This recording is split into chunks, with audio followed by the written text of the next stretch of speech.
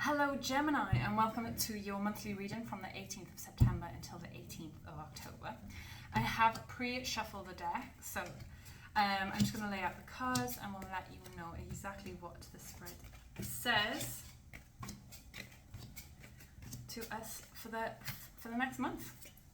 Ooh, all right, so let's jump right on in. So you are currently at the Sun, which is really exciting. I'm also a Gemini Sun. So I'm going to be with you in this reading basically for Gemini Sun, Moon and Risings. So I'm getting too excited.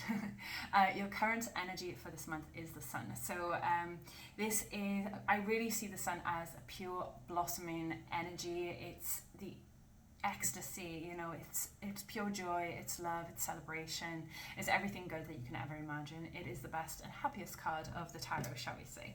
So the fact that you're embodying this energy this month is absolutely marvelous. Now, in the energy crossing you, you have the Two of Pentacles. Now, the Two of Pentacles leads me to believe that there is a choice that you are going to need to make. Whether this is, it could be between life and work, work-life balance. It could be so many different things, but ultimately this is the energy crossing you and pulling you away from that pure joy and happiness, is that there's going to be a choice that needs to be made. It's okay to think and contemplate as much as possible, but don't let it drag on for too long, is really what I'm hearing Spirit say. So thank you, Spirit. Now, in your recent past, we have the Hierophant. Now, the Hierophant, it's been coming up a lot recently, actually. So the Hierophant is like this wisdomous guide. It's usually represented, especially for my readings anyway, as some kind of authoritative figure. And this could be, like a headmaster. This could be the CEO of a company. This could be, a ruler of the church, whatever the ruler of the church is. Someone in a higher position that tends to have a lot of responsibility. So there's, you're definitely coming from a wisdomous period, or maybe you've taken some chances that has caused you to learn a lot in a very short time. And now you have this lingering choice above your head, which route do I take? Moving forward, you enter into the Moon energy. It's really interesting to see the Sun and the Moon together, because you have the two polar opposites here. I really feel that if you do not come out of this choice energy or cause that to linger too long, you then become in the energy of uncertainty, maybe a bit of illusion, confusion, not quite in the knowing. I also feel that you're feeling a bit manipulated by that as well. But the reason I'm saying that is because, in this particular deck, you've got the puppets here ruled by the Moon. So I feel like you're kind of feeling that someone else or something else has some kind of control over you. Could this be leading? Do you want to take an independent route? Do you want to stick to where you are? Is this where this is leading you ultimately? I'm just going to call out what I see here.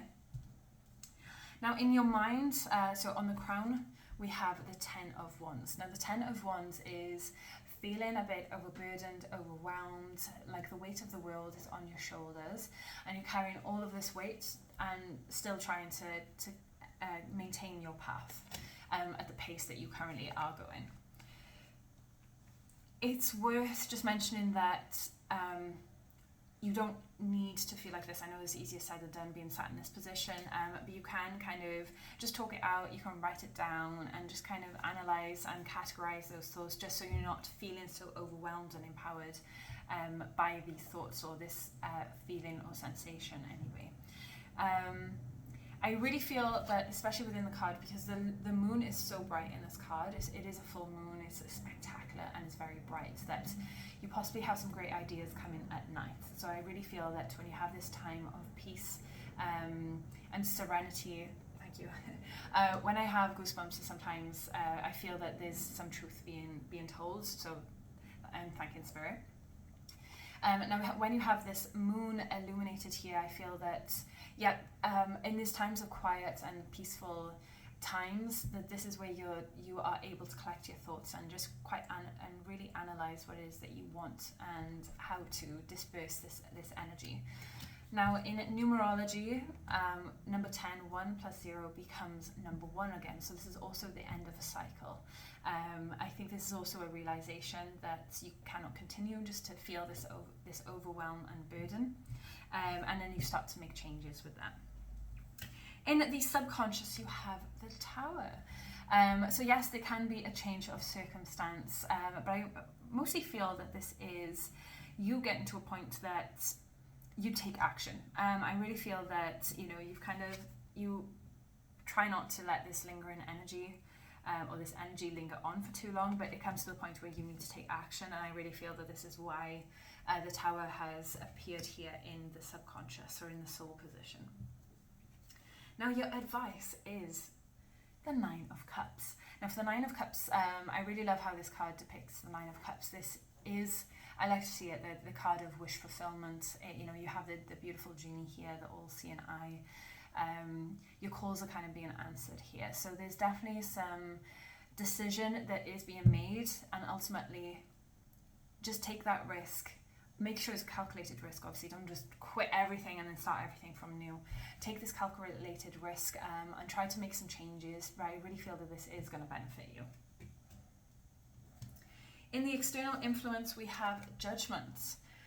Are you judging yourself too critically? Are you worried about what others think of you? Because maybe you're feeling like you're heading outside of the norm. I'm hearing Aquarius as well, so maybe you're feeling a bit more independent, like you're walking to the beat of your own drum and you feel judged by others.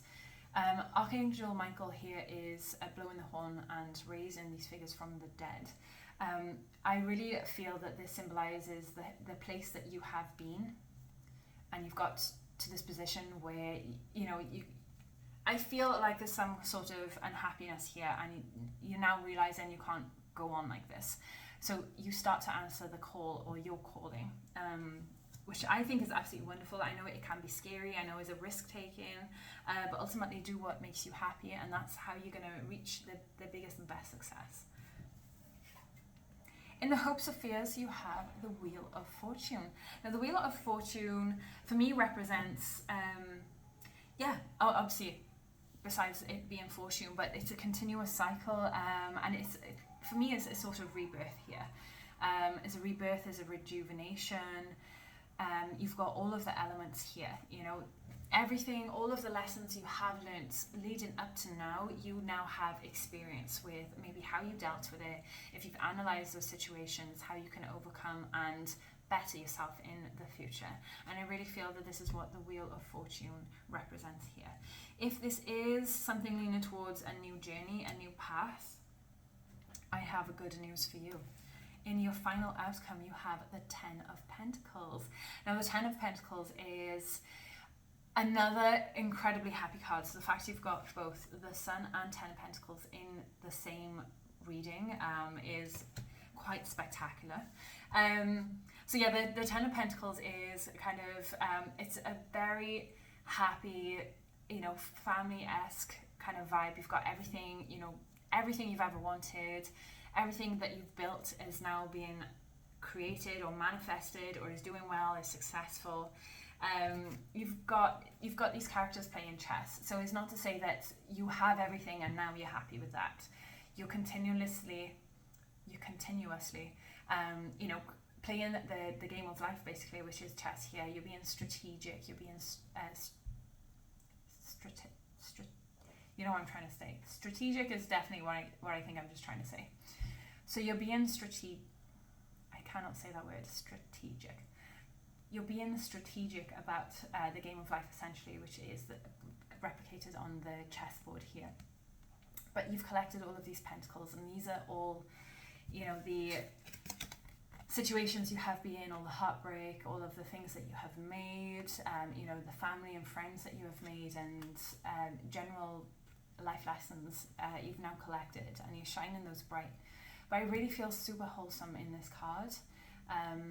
And you see this little character here just inspecting this little figurine of the chessboard here. So there's a lot of playful energy. You haven't finished yet. I'm not saying that, you know, you've reached this place where you're super successful and happy and now you don't want to do anything. That's not what I'm saying at all. I think whatever it is that you are wanting to manifest or create, you've definitely got all of the potential to be able to make that happen for you, provided that you take action, basically. So thank you so much for being with me today. I look forward to seeing you again next month. If you could like, share, subscribe or follow, I would be super appreciative of that. So thank you so much, Geminis. Bye.